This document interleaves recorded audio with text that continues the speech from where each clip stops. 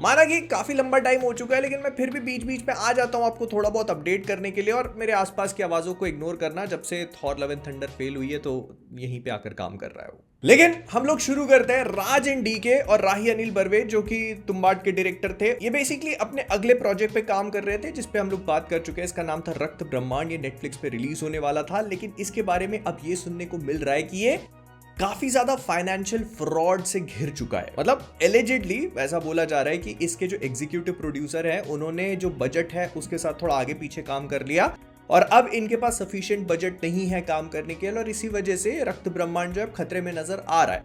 हालांकि officially Netflix का कोई स्टेटमेंट नहीं आया, लेकिन राज एंड डीके और राही अनिल बर्वे ने कुछ कुछ क्रिप्टिक पोस्ट करी हैं जो इस चीज को थोड़ा हाईलाइट कर देती हैं और हमको बताती है कि जो हम सुन रहे हैं उसमें थोड़ी बहुत सच्चाई है।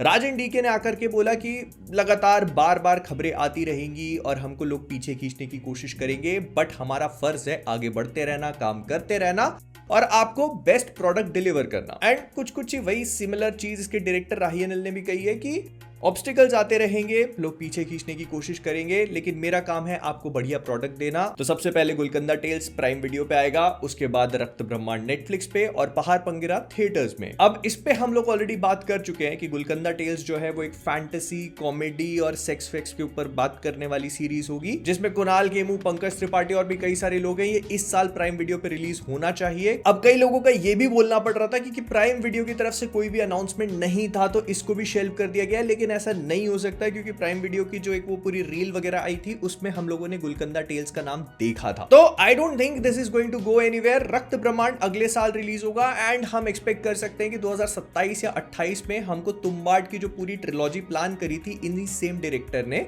उसका सेकंड पार्ट पहाड़ पंगिरा देखने को मिल जाए। तुम्बाड 2 पे सोहम शाह अलग काम कर रहे हैं, पहाड़ पंगिरा is going to be an entirely different thing in itself. फिर इसके बाद छत्रपति शिवाजी महाराज के जन्म दिवस पर ऋषभ शेट्टी ने एक पोस्टर रिलीज किया जो इनकी खुद की मूवी बन रही है छत्रपति शिवाजी महाराज के ऊपर, उसके बारे में। एंड देखने में ठीक ठाक लग रहा है, बहुत कुछ ज्यादा बोला नहीं जा सकता कंसिडरिंग द फैक्ट कि मूवी बहुत ही अर्ली स्टेजेस के डेवलपमेंट में होगी। जब इसको 21 जनवरी 2027 में आना है तो पहले ऋषभ शेट्टी का आई थिंक फुल फोकस होगा कंतारा बनाने के ऊपर, जो सीक्वल है कंतारा का चैप्टर 1 वो आने वाला है इस साल। बढ़िया पोस्टर, बढ़िया लग रहा है। मूवी कैसी होती है वो आगे जाके पता चलेगा। फिर इसके बाद बच्चों को संस्कार सिखा के बड़ा करने के लिए जाने जाने वाले सूरज बरजातिया जी अपनी अगली मूवी पे काम कर रहे थे, जिसमें पहले तो हमारे भाईजान होने वाले थे, लेकिन फिर कुछ शेड्यूलिंग कॉन्फ्लिक्ट्स और दूसरे कॉन्फ्लिक्ट्स की वजह से उनको मूवी छोड़नी पड़ गई, तो आयुष्मान खुराना को इन कर लिया उन्होंने। और अब इस मूवी की एक्ट्रेस भी फाइनलाइज हो चुकी है। इस मूवी में आयुष्मान के सामने होंगी शर्वरी और ये मूवी हमको अगले साल देखने को मिल सकती है सिंस इसकी शूटिंग 2025 के मिड में कभी चालू होगी। फिर इसके बाद हाउसफुल 5 का ट्रेलर अटैच किया जाएगा सिकंदर की रिलीज के साथ। सिकंदर जो ऐसा बोला जा रहा है कि शायद हमको 28 मार्च को देखने को मिल सकती है, उसके साथ अटैच किया जाएगा इसी सेम डायरेक्टर साजिद नडियादवाला की अपकमिंग मूवी जो इस साल रिलीज होगी हाउसफुल 5, उसका ट्रेलर। तो या ये है, लेकिन सिकंदर के ऊपर क्या है उस पर भी आगे बात करेंगे। फिलहाल के लिए आलिया भट्ट काम करने वाली है नाग अश्विन के साथ। इस बात की रूमर्स पहले से ही स्पेक्यूलेटेड थी, लेकिन अब कुछ चीजें निकल के आ रही हैं जिससे हमको ये पता चलता है कि नाग अश्विन ऑल्दो कल की 2898 एडी के सीक्वल पे काम करना चाह रहे हैं, लेकिन उससे पहले वो शायद एक मूवी और भी करेंगे।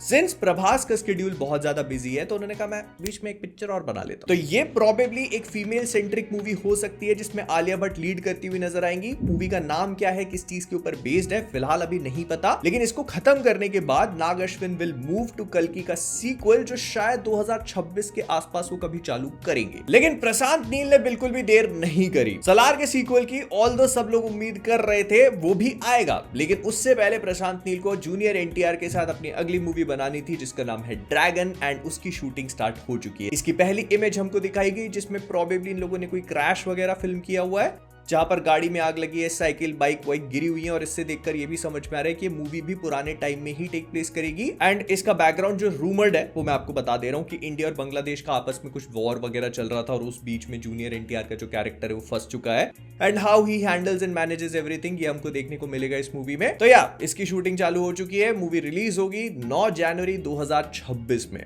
अगले 2026 भी अभी से पैक होना शुरू हो चुका है। फिर मोहनलाल जी ने इतने स्पेक्यूलेशन के बाद फाइनली कंफर्म कर ही दिया कि दृश्यम 3 भी बन रही है। एक पोस्ट में बताया कि दृश्यम 3 इज कंफर्म्ड। अब ये मूवी भी अगले साल हम लोग एक्सपेक्ट कर सकते हैं, लेकिन इसके साथ में ये जो रूमर जुड़ी हुई थी कि अजय देवगन की जो दृश्यम 3 है वो भी रिलीज करी जाएगी और इन दोनों को साइमल्टेनियसली शूट किया जाएगा। जाएगा। जो मलयालम और सदर्न इंडिया के बेल्ट है वहां पर शायद ये मोहनलाल वाली मूवी को रिलीज कर सकते हैं। मीनवाइल जो सेंट्रल और नॉर्दर्न इंडिया है वहां पर शायद हमको अजय देवगन वाली मूवी देखने को मिलेगी। अब इस पे कितनी श्योरिटी है कोई कंफर्मेशन नहीं है, लेकिन हाँ अगर दृश्यम 3 बन रही है तो उसका रीमेक तो बनना तय बात ही है। फिर रामचरण अपने अगले प्रोजेक्ट के लिए काफी एक्साइटेड है जो वो बना रहे हैं निखिल नागेश भट्ट के साथ में मिलकर, जिन्होंने रिसेंटली किल मूवी डायरेक्ट करी थी। और ऐसा बोला जा रहा है कि ये प्रोजेक्ट जो होगा जिसमें रामचरण है वो किल से बहुत ज्यादा बड़े स्केल का होने वाला है, क्योंकि इसमें ये लोग इंडियन माइथोलॉजी, हिस्ट्री, कल्चर वगैरह से बहुत सारी चीजें उठा करके डालने वाले हैं। एंड रामचरण इन चीजों के लिए बहुत अच्छे से जाने जाते हैं। हमको पता है कि आरआरआर में उन्होंने अपना रोल कितना बेहतरीन तरीके से प्ले किया था। So yeah, I am kind of excited for this one। बहुत ज्यादा डिटेल्स अभी पता नहीं है इसके बारे में, जैसे जैसे पता लगेगा तो बताऊंगा, इसीलिए बोलता हूँ सब्सक्राइब कर लो। फिर विकी कौशल रिसेंटली एक इंटरव्यू दे रहे थे तो उनसे किसी ने लव एंड वॉर के बारे में पूछ लिया कि क्या ये पर्ल हार्बर और संगम का कॉम्बिनेशन मिलके बनाया जा रहा है या ऐसा कुछ हमको देखने को मिलेगा, बिकॉज वही पर्ल हार्बर की तरह लव ट्रायंगल वाली कहानी संगम में भी कुछ ऐसे ही था। तो विकी कौशल बस मुस्कुराया और उन्होंने कहा कि मैं सही इंसान नहीं हूं इस बारे में बात करने के लिए, आपको भंसाली साहब से पूछना पड़ेगा। और फिर वो उनके डायरेक्शन की, एक्टर्स की तारीफ करने निकल पड़े, जो स्टैंडर्ड स्टफ होता है वही सब कुछ। और ना ये आइडिया बहुत ज्यादा फार फेच्ड नहीं है, क्योंकि इसके जो बिहाइंड द सीन्स निकल के आए थे उसमें भी हम लोगों ने देखा था कि कुछ ऐसे पीरियड का, पुराने टाइम का वॉर वाली सिचुएशन होगी। फिर विकी कौशल और रणबीर कपूर के जो कैरेक्टर्स हैं वो बहुत ज्यादा अच्छे दोस्त हैं। फिर वो लव ट्रायंगल वाला पूरा फंडा है इसके अंदर, तो कहीं ना कहीं संगम और पर्ल हार्बर आपस में आते हैं इंटरप्ले करने के लिए। तो we'll have to see what happens, but मुझे लगता है कि हाँ ये बात सच हो सकती है। प्लस विकी कौशल जो इस सवाल को इतना एफर्टलेसली डॉज कर गए तो उससे भी काफी सारी चीजें स्पेकुलेट करी जा सकती है। एंड सिंस हम विकी कौशल की बात कर ही रहे हैं तो छावा पे भी बात कर लेते हैं, जो बॉक्स ऑफिस का रिकॉर्ड तोड़ती ही चली जा रही है। इसने अपने 7वें दिन पे 219 करोड़ का कलेक्शन लॉक किया है। और ये सिर्फ मैं इंडिया के नेट कलेक्शंस की बात कर रहा हूं, अगर इंडिया के ही ग्रॉस की बात करनी है तो 260 करोड़ के आसपास चला जाता है 7 दिन में, जो इसको काफी बढ़िया बना देता है। और मैं नंबर्स के साथ उतना अच्छा नहीं हूं, अगर आपको इसका प्रॉपर बिजनेस रिपोर्ट देखनी है तो बादल का वीडियो देख सकते हो। फिर केसरी अगर आपको पसंद आई थी तो उसका सीक्वल केसरी चैप्टर 2 भी आने वाला है। इसको 2024 में ही अनाउंस कर दिया गया था, लेकिन जैसा आप सोच रहे हो चीजें वैसी नहीं है। सिर्फ नाम केसरी का लिया हुआ है, लेकिन केसरी का चैप्टर 2 एक कंप्लीटली डिफरेंट और नई कहानी बताने पे फोकस करेगा, जिसमें हम इंडिया के जो टॉप बैरिस्टर, मतलब वो जलियांवाला बाग कांड जो हुआ था उसको डिफेंड करते हुए और पूरी दुनिया के सामने एक्सपोज करते हुए सी शंकरन नायर को देखेंगे, जिसका रोल प्ले करने वाले हैं अक्षय कुमार। इस मूवी में हमको आर माधवन भी देखने को मिलेंगे और ये बताएगा कि वो जलियांवाला बाग का जो पूरा कांड हुआ था उसको कैसे ब्रिटिश एम्पायर ने कवर अप करने की कोशिश करी और इन्होंने एक्सपोज किया। ये मूवी वैसे तो अप्रैल में रिलीज होने के लिए तैयार थी, लेकिन फिलहाल इसका कुछ भी प्रमोशनल मटेरियल सामने नहीं आया। एंड कंसीडरिंग द फैक्ट कि 10 अप्रैल को अक्षय कुमार की एक और मूवी आ रही है जॉली LLB 3, तो मोस्ट प्रोबेबली इसको शायद आगे धकेला जा सकता है। फिर प्रभास की राजा साहब एक स्टैंड अलोन मूवी नहीं होगी, ऐसा सुनने में आ रहा है। अभी तक सिर्फ रूमर्स है, बाकी कहानी जब तक आगे कंफर्मेशन नहीं मिल जाता तब तक कुछ ऐसे कॉन्क्रीट मत मान के चलना। लेकिन फिलहाल के लिए ऐसा बोला जा रहा है कि राजा साहब के 2 पार्ट्स बनाए जा सकते हैं। मतलब इसका पहला पार्ट जो है वो मोस्ट प्रोबेबली एक क्लिफ हैंगर पे खत्म होगा, मतलब हमको ऐसे कहानी दिखाई जाएगी कि ओ क्या होगा अब आगे, और फिर दिखाया जाएगा the story continues in chapter 2। तो मतलब 2 पार्ट में पूरी कहानी को डिवाइड किया जाएगा।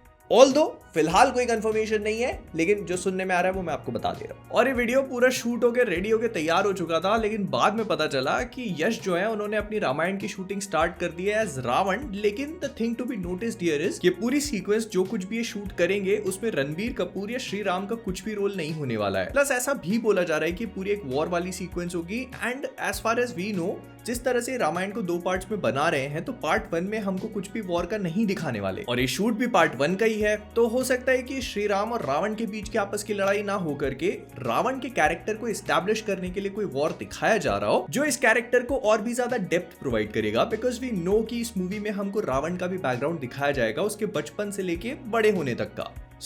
लेकिन भाईजान के लिए चीजें थोड़ी सी इंटरेस्टिंग होती हुई नजर आ रही हैं, क्योंकि एक तरफ जहां पर उनकी सिकंदर रिलीज होने के लिए तैयार हो रही है और इसका एक पोस्टर भी रिलीज किया गया था जो देखने में बढ़िया लग रहा था, लेकिन वहीं दूसरी तरफ इनकी अगली मूवी को लेकर अभी से कंट्रोवर्सीज चालू हो चुकी हैं। इनकी अगली मूवी, इस पे हम पहले भी बात कर चुके हैं, एटली के साथ आने वाली थी और इसको लेकर मैं पर्सनली थोड़ा एक्साइटेड था, जिसमें ऐसा सुनने को मिल रहा था कि एक पीरियड ड्रामा होगा और मतलब कैरेक्टर्स की कहानी 2 अलग अलग टाइम्स में दिखाई जाएगी। मतलब ये पुनर्जन्म वाली कहानी होगी जिसमें से एक कैरेक्टर प्रेजेंट में है, दूसरा पास्ट में है।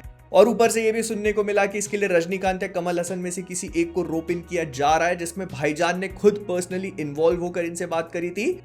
बट नाउ ऐसा बोला जा रहा है कि ये पूरा प्रोजेक्ट बहुत बड़े खतरे में है बिकॉज प्रोड्यूसर्स इसको बैक करने के लिए तैयार नहीं है। इनिशियली एटली ने इस पूरे प्रोजेक्ट के लिए जो अमाउंट एक्सपेक्ट किया था that was going to be around 300 crore के आसपास, लेकिन अब उनको ऐसा लगता है कि एक्सीड करके 400 करोड़ भी जा सकता है, जिस वजह से सन पिक्चर्स जो इसके ओरिजिनल प्रोड्यूसर्स थे वो बैकआउट कर चुके हैं। उनका ये मानना है कि वो किसी और एक्टर के साथ इतने बड़े प्रोजेक्ट को बनाने के लिए तैयार हैं जो कि अल्लू अर्जुन हो सकते हैं, लेकिन भाईजान के साथ में नहीं। लेकिन भाईजान और एटली इस प्रोजेक्ट को लेकर पूरी तरह से कमिटेड हैं और वो बातचीत कर रहे हैं जियो वालों से कि अगर जियो पिक्चर्स इसको बनाने के लिए फाइनेंस करने के लिए तैयार हो जाता है तो प्रोजेक्ट पूरी तरह से ग्रीनलिट हो जाएगा। बट यार ऐसा बोला जा रहा है कि फिलहाल के लिए मूवी थोड़े तो खतरे में है। और देखो, इससे पहले तुम आकर के मेरा गला पकड़ो, कमेंट्स में गालियां देना शुरू करो, मैं आपको बस वही बता रहा हूं जो मुझे पता लगा है। मेरा काम है आप तक न्यूज पहुंचाना। अब आप जो इसके साथ करना चाहते हो वो कर लो, अपनी खुद की रिसर्च करो, ढूंढो, निकालो, मुझे बताना कमेंट्स में कि क्या रियलिटी है।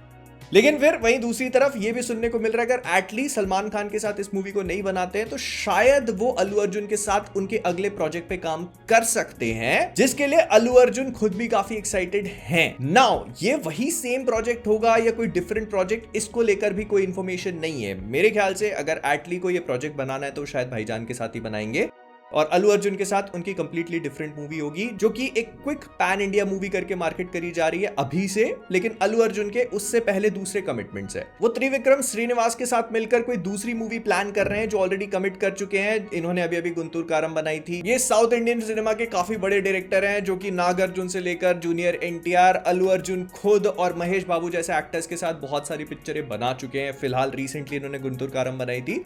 तो यार मतलब ये भी एक बड़ा प्रोजेक्ट ही होगा अल्लू अर्जुन के लिए। तो अब उनको डिसाइड करना है कि पहले ये करनी है या फिर एटली के साथ मिलकर बनानी है। मतलब there are a lot of things happening. तो मैं आपको अपडेट देता रहूंगा, इसीलिए समझ ही गए तुम लोग, मैं बार बार बोलूंगा नहीं लेकिन फिर भी बोल देता हूं। तो सब्सक्राइब करो और मिलता हूं मैं आपसे अगले वाले में।